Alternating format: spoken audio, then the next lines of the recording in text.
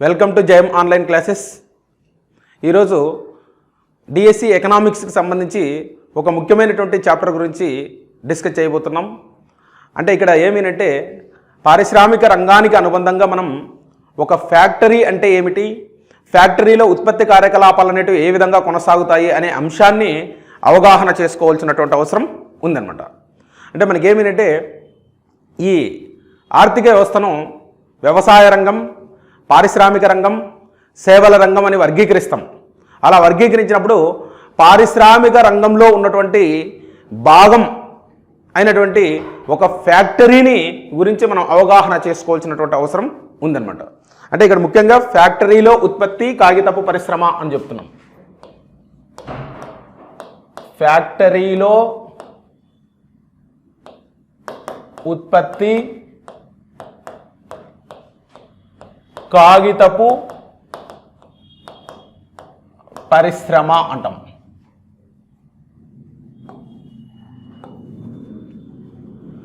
మనకి అవగాహన చేసుకోవడానికి ముఖ్యంగా ఇక్కడ ఏమిటంటే ఫ్యాక్టరీ అంటే ఏమిటి అనేది మనం అవగాహన చేసుకోవాలి.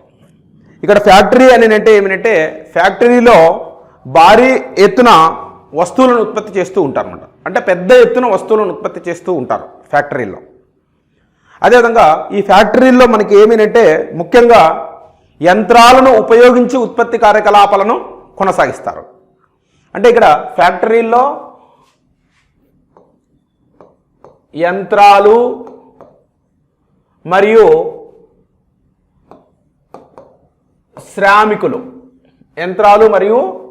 శ్రామికులను ఉపయోగించి ఉత్పత్తి కార్యకలాపాలను కొనసాగించడం జరుగుతుందన్నమాట. అయితే ఇక్కడ మనకి ముఖ్యంగా ఈ ఫ్యాక్టరీ అనేటప్పుడు మనకి ఈ మన సిలబస్లో దేన్ని తీసుకోవడం జరిగిందంటే కాగితపు పరిశ్రమను తీసుకోవడం జరిగిందన్నమాట. కాగితపు పరిశ్రమను తీసుకున్నారు. ఫ్యాక్టరీని అవగాహన చేసుకోవడానికి కాగితపు పరిశ్రమను తీసుకోవడం జరిగింది. మరి ఈ కాగితపు పరిశ్రమ అనేది మనం గమనిస్తే ఈ తెలుగు రాష్ట్రాల్లో ఎక్కడెక్కడ ఈ కాగితపు పరిశ్రమలు అనేటివి ఉన్నాయి అనేది మనం గమనిస్తే ఆంధ్రప్రదేశ్ రాష్ట్రంలో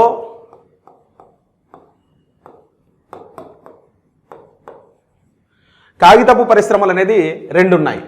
ఒకటి వచ్చేసి రాజమండ్రి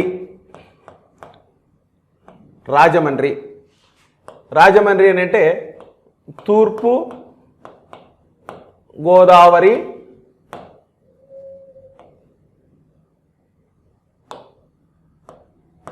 జిల్లా, అంటే ఒక ఫ్యాక్టరీ తీసుకుంటే కాగితపు పరిశ్రమ తీసుకుంటే కాగితపు పరిశ్రమ అనేది మనకి ముఖ్యంగా ఆంధ్రప్రదేశ్ రాష్ట్రంలో ఎక్కడ ఉందంటే రాజమండ్రి, తూర్పుగోదావరి జిల్లాలో ఉంది అని చెప్తున్నాం. అదే రెండవది ఏమిటంటే కర్నూలు పేపర్ మిల్ అని చెప్తున్నాం. ఈ రెండు మనకి ఈ ఆంధ్రప్రదేశ్ రాష్ట్రంలో ఉన్నాయి. అయితే మనకి తెలంగాణ స్టేట్ తీసుకుంటే టీఎస్లో మనం తీసుకుంటే తెలంగాణ రాష్ట్రంలో తీసుకుంటే మనకి సిర్పూర్ కాగజ్ నగర్ అంటాం అన్నమాట. సిర్పూర్ కాగజ్ నగర్ అనేది ఒకటి. రెండోది వచ్చేసి భద్రాచలం. ఈ రెండు చోట్ల మనకి కాగితపు పరిశ్రమలు అనేటివి ఉన్నాయన్నమాట.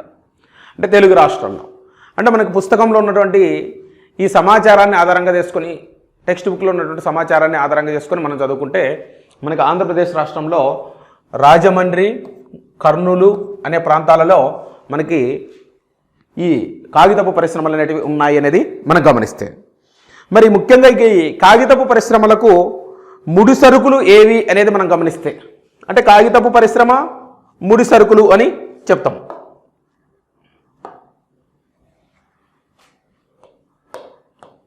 కాగితపు పరిశ్రమ ముడి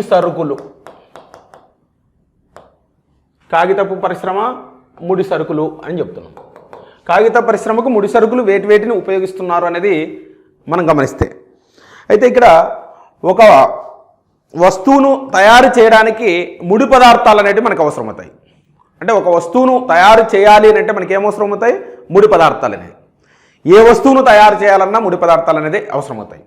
ఇప్పుడు ఉదాహరణకు వస్త్రాన్ని తయారు చేయాలి అనుకున్నాం.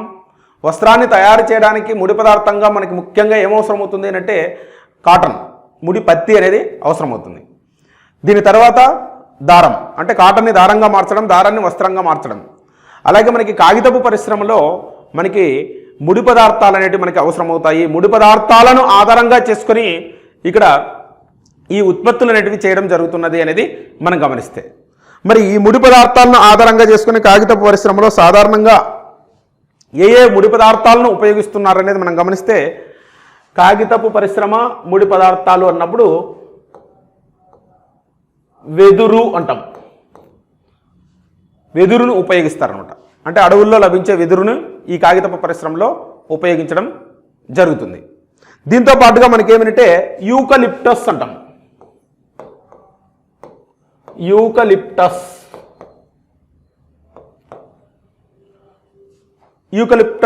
ట్రీస్ అనేటివి అయితే ఇవి బ్రాంచెస్ లేకుండా, అంటే కొమ్మలు లేకోకుండా ఎత్తుగా పెరిగి ఉంటాయి.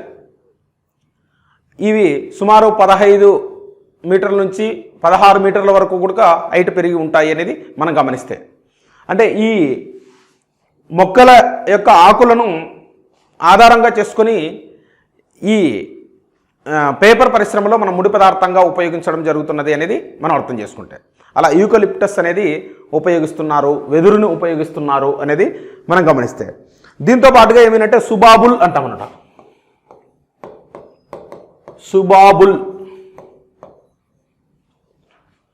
సుబాబుల్ కలపను గుడక ఇక్కడ మనకి పేపర్ పరిశ్రమలో ముడి పదార్థంగా ఉపయోగించడం జరుగుతుంది అనమాట. అంటే ఇక్కడ ఏమిటంటే ఈ సుబాబుల్ కలపనం, అంటే ఇవి కూడా ఈ చెట్లు సాధారణంగా ఏమిటంటే పశుగ్రాసం కోసం, వంట చెరుకు కోసం కాగిత పరిశ్రమలో ముడి పదార్థంగాను దీన్ని ఉపయోగిస్తూ ఉంటారనేది మనం గమనిస్తే, మనకి ఇక్కడ కాగితపు పరిశ్రమ అనేది ఇంపార్టెంట్ కాబట్టి కాగితపు పరిశ్రమలో ఈ సుబాబుల్ని ఉపయోగిస్తున్నారు. మనకి ఈ మధ్య కాలంలో అడిగినటువంటి ఈ డిఎస్సిలో బిట్టు గుడక ఏమి ముఖ్యంగా మనకి ఏంటంటే సుబాబుల్ గురించి ఏమంటే కాగితపు పరిశ్రమలో ప్రస్తుతం ఈ క్రింది ఏ ముడి పదార్థాన్ని ఎక్కువగా ఉపయోగిస్తున్నారని కూడా మనకి ప్రశ్న వచ్చిందనమాట. సో ఈ సుబాబుల్ అనేది మనం గమనిస్తే చాలా మోస్ట్ ఇంపార్టెంట్. అంటే కాగితపు పరిశ్రమలో ప్రధాన ముడి పదార్థం అనేది మనం అర్థం చేసుకోవాలన్నమాట. దీంతో పాటుగా మనకి ముఖ్యంగా ఏమంటే రసాయనాలను ఉపయోగిస్తారనమాట. రసాయనాలు అంటే కెమికల్స్. అంటే ఇక్కడ ఏమిటంటే వెదురు, యూకలిప్టస్, సుబాబుల్ వీటన్నింటినీ గుజ్జుగా తయారు చేయాలంటే కొన్ని రసాయనాలను ఉపయోగించాల్సినటువంటి అవసరం ఉంది. అదేవిధంగా పేపరు వైట్గా ఉంటుంది కాబట్టి, తెలుపుగా ఉంటుంది కాబట్టి ఆ తెలుపు రంగు రావడానికి రసాయనాలను ఉపయోగించడం జరుగుతుంది అనేది మనం గమనించాలి.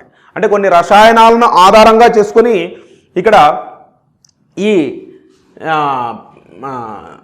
ముడి పదార్థం కొన్ని రసాయనాలను ఆధారంగా చేసుకుని ఆ రసాయనాలు అనే ముడి పదార్థాన్ని ఆధారంగా చేసుకుని పేపర్ని తయారు చేస్తున్నారు అనేది మనం గమనిస్తే, అదేవిధంగా వీటితో పాటుగా ఏమిటంటే ముఖ్యంగా ఇక్కడ సాధారణ ఉప్పును ఉపయోగించడం జరుగుతుంది అని చెప్పవచ్చు అనమాట. సాధారణ ఉప్పు,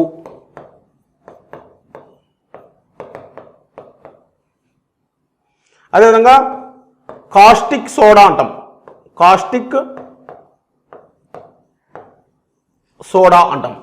కాస్టిక్ సోడా ఇవి మనకి కాగితపు పరిశ్రమలో ముడి పదార్థాలు అని చెప్తాం.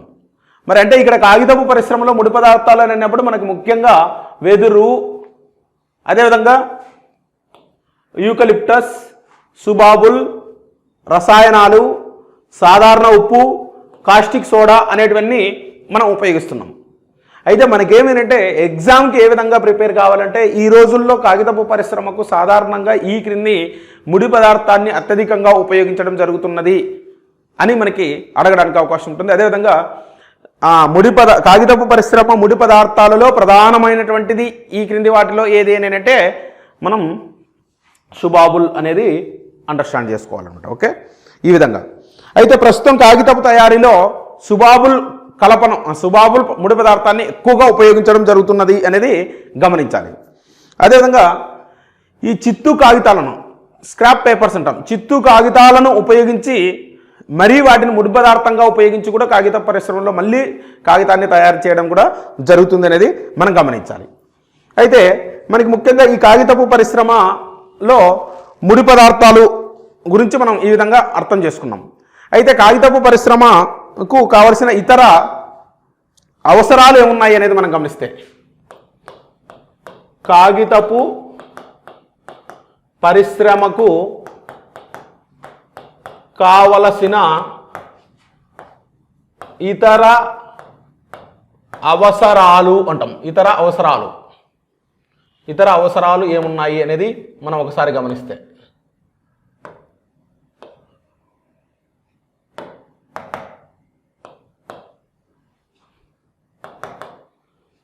కాగితపు పరిశ్రమ ఇతర అవసరాలు అని చెప్తున్నాం. అంటే మనకేమి ముడి పదార్థాలు కాకుండా ఇంకా మనకి కాగితపు పరిశ్రమకి ఏం అవసరం అవుతాయి అనేది మనం గమనిస్తే, మరి కాగితపు పరిశ్రమకు కావాల్సిన ఇతర అవసరాలు ఉన్నప్పుడు మనకి ముఖ్యంగా భారీ యంత్రాలు అని చెప్తా ఉంటాం.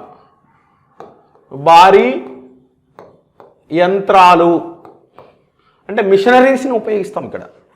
ఎందుకంటే పెద్ద పెద్ద ఈ కలప మొక్కలన్నీ వస్తాయి, మొద్దులన్నీ వస్తాయి కలప, దాన్ని అంతా కూడా చిన్న చిన్న పీసులుగా చేయాలి, దాన్ని మళ్ళా గుజ్జుగా మార్చాలి. ఇలాంటి ప్రక్రియకి అంతటికి కూడా ఈ భారీ యంత్రాలు కావాలి. అదేవిధంగా ఈ కలపను ఆ కాగితపు పరిశ్రమలోకి తీసుకురావడానికి కూడా పెద్ద పెద్ద కంటైనర్లు ఇలాంటివన్నీ కూడా, లారీలు ఇలాంటివన్నీ కూడా అవసరం అవుతాయి అనమాట. సో ఇక్కడ పెద్ద పెద్ద యంత్రాలను ఉపయోగించి ఈ కాగితపు పరిశ్రమలో కాగితపు ఉత్పత్తిని కొనసాగించడం జరుగుతుంది అనేది గమనిస్తే, దీంతో పాటుగా మనకేమేంటంటే ఈ యంత్రాలు నడవడానికి, కాగితపు పరిశ్రమ కొనసాగడానికి ఇంకా ఏం అవసరం అవుతుంది అంటే విద్యుత్ అనేది అవసరం అవుతుంది. విద్యుత్, ఎలక్ట్రిసిటీ అనేది చాలా అవసరం అవుతుంది అనేది గమనించాలి. అంటే భారీ యంత్రాలు నడవడానికి విద్యుత్ అవసరం అవుతుంది. అదేవిధంగా ఆ విద్యుత్తు ఉపయోగించుకొని కాగితపు పరిశ్రమ ఈ ఉత్పత్తి కార్యకలాపాలను కొనసాగిస్తున్నది అనేది మనం గమనిస్తే, దీంతో పాటుగా మనకేమేంటంటే శుభ్రమైనటువంటి నీరు అవసరం. శుభ్రమైన నీరు అంటే ఇక్కడ ఈ కాగితపు పరిశ్రమ కొనసాగాలి అంటే ఇతర అవసరాలలో భాగంగా యంత్రాలను ఉపయోగిస్తున్నాం, అదేవిధంగా విద్యుత్తును ఉపయోగిస్తున్నాం, అదేవిధంగా శుభ్రమైన నీటిని కూడా ఉపయోగించడం జరుగుతున్నది అనేది మనం గమనిస్తే, ఇక్కడ ఎలక్ట్రిసిటీ అనేది చాలా ఇంపార్టెంట్. అంటే ఒక కాగితపు పరిశ్రమ ఒక సంవత్సర కాలంలో సుమారుగా 25 మెగావాట్ల విద్యుత్తు కావాల్సి అవసరం ఉంటుందన్నమాట. 25 మెగావాట్స్ విద్యుత్ ఒక కాగితపు పరిశ్రమకు అవసరం అవుతుంది. ఒక సంవత్సర కాలంలో 25 మెగావాట్ల విద్యుత్ కావాల్సినటువంటి అవసరం ఉంటుంది అని చెప్తున్నాం. మరి ఈ 25 మెగావాట్ల విద్యుత్తులో కనీసం సగం విద్యుత్తును కాగితపు పరిశ్రమ సొంతంగా ఉత్పత్తి చేసుకునే పరిస్థితుల్లో ఉండాల్సినటువంటి అవసరం ఉంది అనేది మనం గమనించాలి. అంటే కాగితపు పరిశ్రమ ఆ పరిశ్రమకు కావాల్సినటువంటి విద్యుత్తును ఎక్కువ భాగం ఉపయోగిస్తున్నది. అయితే అందులో సుమారు సగం శాతం వరకు మనకేమేంటంటే సొంతంగా తయారు చేసుకునే పరిస్థితుల్లో కాగితపు పరిశ్రమ ఉండవలసినటువంటి అవసరం ఉంది అనేది గమనించాలి. మరి మనకి కాగితపు పరిశ్రమ అలా కనుమరుగు అవుతున్నటువంటి వెదురు ఏమి అనేది మనం గమనించాలి. కాగితపు పరిశ్రమ కనుమరుగు అవుతున్నటువంటి వెదురు అనేది మనం గమనిస్తే, కాగితపు పరిశ్రమ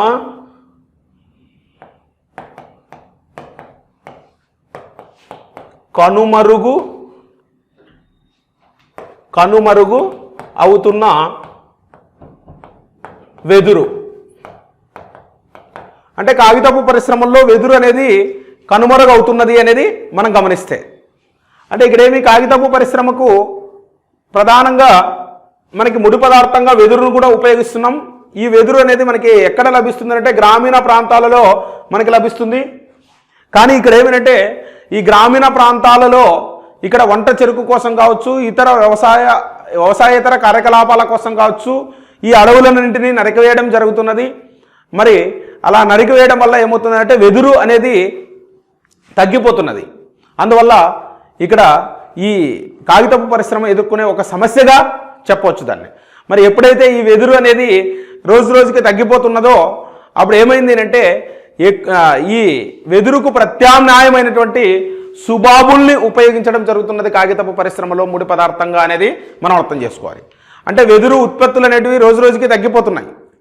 దీని కారణంగా మనం ఈరోజు ప్రధానంగా దేనిని ఉపయోగిస్తున్నారు కాగితపు పరిశ్రమలో అనేది మనం గమనిస్తే, అదేవిధంగా మనకి కాగితపు పరిశ్రమలు గ్రామాల్లో పెంచుతున్నటువంటి సుబాబుల్ వంటి ప్రత్యామ్నాయ ముడి పదార్థాలపైన ఈరోజు ఆధారపడుతున్నాయి అనేది మనం గమనించాల్సినటువంటి అవసరం ఉందన్నమాట. అదేవిధంగా కాగితపు తయారీ ప్రక్రియ అనేది ఏ విధంగా ఉంది అనేది మనకి చాలా ఇంపార్టెంట్ ఏరియా అవుతుంది. కాగితపు తయారీ ప్రక్రియ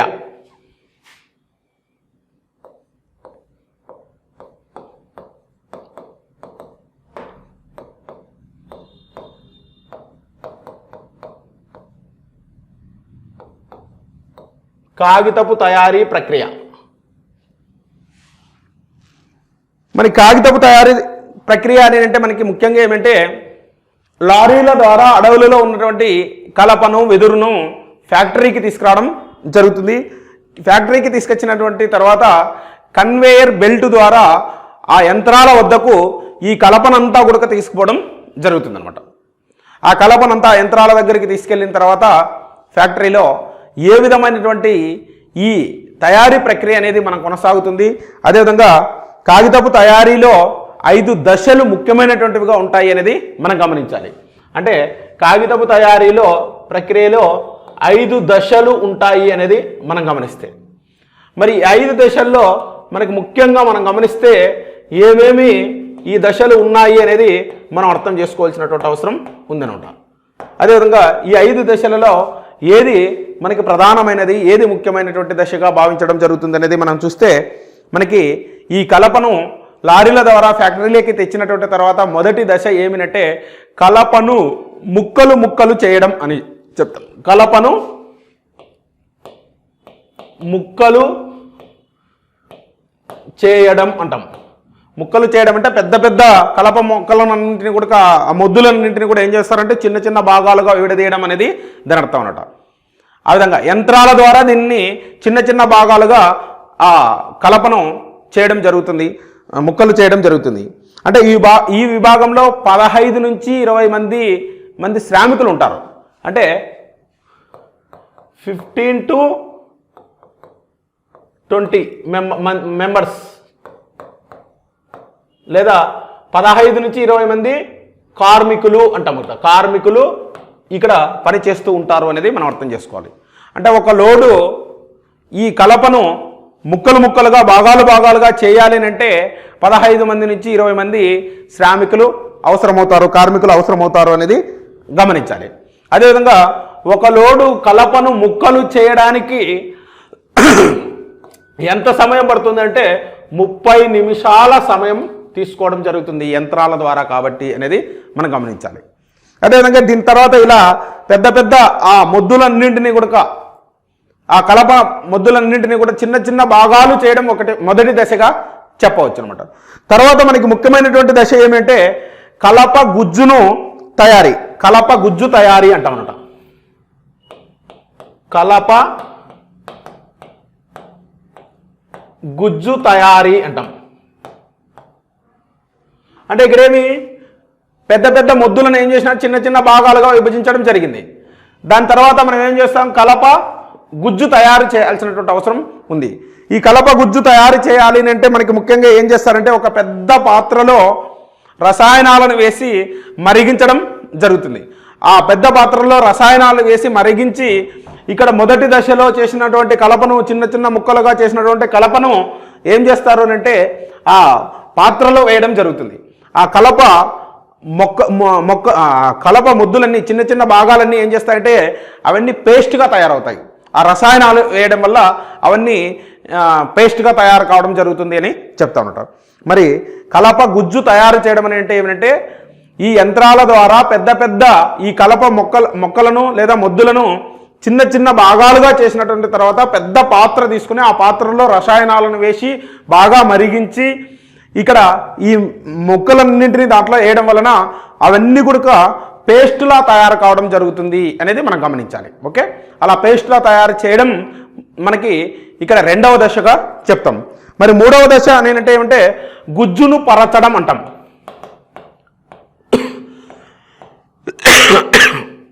గుజ్జును పరచడం అంటాం. అంటే ఇలా గుజ్జును తయారు చేసిన తర్వాత ఆ గుజ్జును అంతా కూడా సిలిండర్ల పైన పరచడం జరుగుతుంది అనమాట. ఆ గుజ్జును పరిస్తే ఆ గుజ్జులో ఉన్నటువంటి నీరు అంతా కూడా కారిపోవడం జరుగుతుంది, అదేవిధంగా ఆవిరంతా వెళ్ళిపోవడం జరుగుతుంది అనేది మనం అర్థం చేసుకోవాలి. మరి ఈ విధంగా గుజ్జును పరచడం అనేది మనం ప్రధానంగా చూస్తే మనకి అత్యంత కీలకమైనటువంటి దశగా చెప్పవచ్చు అనమాట. ఓకే, అంటే ఇక్కడ ఏమంటే ద్రవ రూపంలో ఉన్నటువంటి ఈ గుజ్జు ఏమవుతుందంటే ఆ వాటర్ అంతా వెళ్ళిపోవడం జరుగుతుంది. ఆ వాటర్ వెళ్ళిపోయిన తర్వాత మనకి కేవలం ఈ పేపర్కి ఉపయోగపడే ఆ పదార్థం మాత్రమే మిగులుతుంది. అందుకే ఈ దశ కాగితపు తయారీలో అత్యంత కీలకమైనటువంటి దశగా చెప్తానట. గుజ్జును పరచడం అనేది కాగితపు తయారీలో అత్యంత కీలకమైనటువంటి దశగా మనం భావించాల్సినటువంటి అవసరం ఉందన్నమాట. మనకి ఎగ్జామ్కి చాలా ఇంపార్టెంట్. అంటే ఇక్కడ కాగితపు తయారీ ప్రక్రియలో దశలలో ప్రధానమైనటువంటి దశ, ముఖ్యమైనటువంటి దశ, ఈ క్రింది వాటిలో కీలకమైనటువంటి దశ ఏది అని అడగడానికి అవకాశం ఉంటుంది. ఆ కీలకమైనటువంటి దశ ఏమిటంటే గుజ్జును పరచడం అని చెప్తాం. దీని తర్వాత మనకి ఏమిటంటే ఒత్తడం అంటాం. అంటే ఇలా పరిచినటువంటి ఆ గుజ్జునంతా కూడా ఆ పేస్ట్ అంతా ఏమిటంటే ఒత్తడం జరుగుతుంది. అంటే రోలర్స్తో సిలిండర్ల పైన ఒత్తుతూ వస్తారనమాట.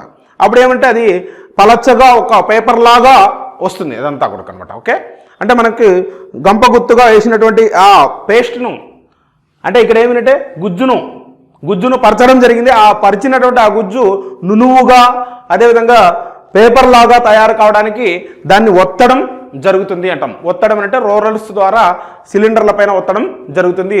ఆ సిలిండర్లకు అంతా అది చుట్టుకోవడం జరుగుతుంది అనమాట. ఓకే, ఇది మనకి పూర్తిగా ఇంపార్టెంట్గా మనం గమనించవచ్చు. అంటే గుజ్జు పూర్తిగా ఆరిన తర్వాత కాగితం అనేది సిలిండర్లకు చుట్టుకోవడం జరుగుతుంది అని చెప్తాం అన్నమాట. ఓకే, మళ్ళీ ఆ ఒత్తినటువంటి తర్వాత నెక్స్ట్ దశ ఏమిటంటే కటింగ్ అంటాం.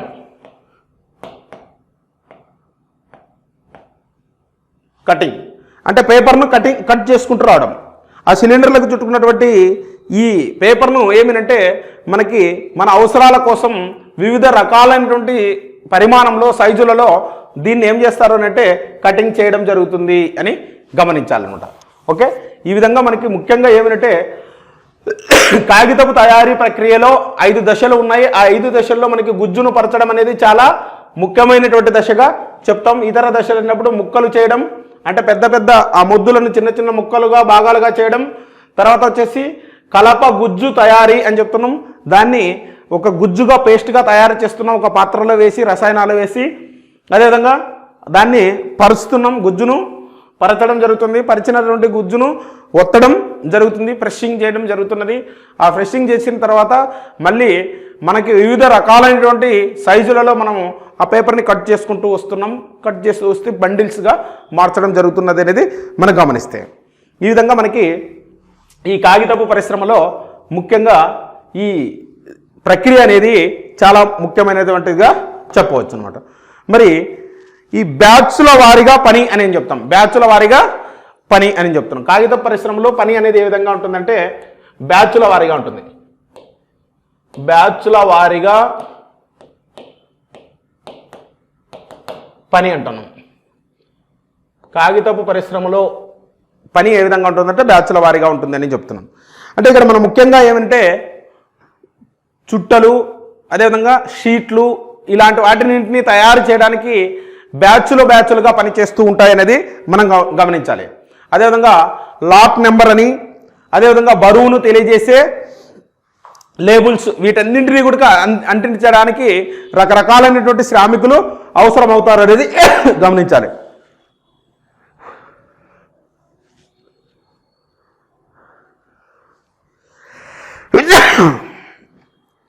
అంటే రకరకాలైనటువంటి శ్రామికులు బ్యాచ్ల వారీగా ఉంటారనేది మనం గమనిస్తే, అదేవిధంగా ఒక బ్యాచ్కి సంబంధించి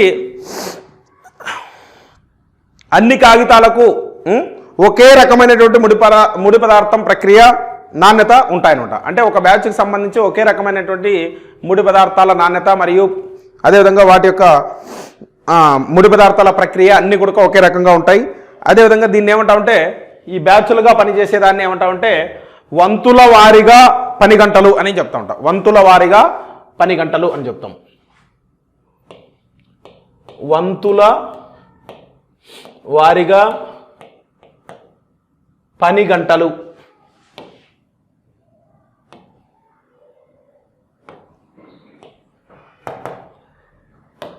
వంతుల వారీగా పని గంటలు ఉంటాం. ఇది మోస్ట్ ఇంపార్టెంట్ ఏరియా మనకి. వంతుల వారీగా పని గంటలు అని అంటున్నాం. అంటే ఇక్కడ షిఫ్ట్స్ అనేది దాని అర్థం అనమాట. అంటే ఇక్కడ కార్మికులంతా కూడా షిఫ్టుల వారీగా పని చేస్తున్నారు అనేది మనం గమనిస్తే, ఈ షిఫ్టుల వారీగా అనే దాన్ని మనం ఏమంటే వంతుల వారీగా పని గంటలు అని చెప్తున్నాం.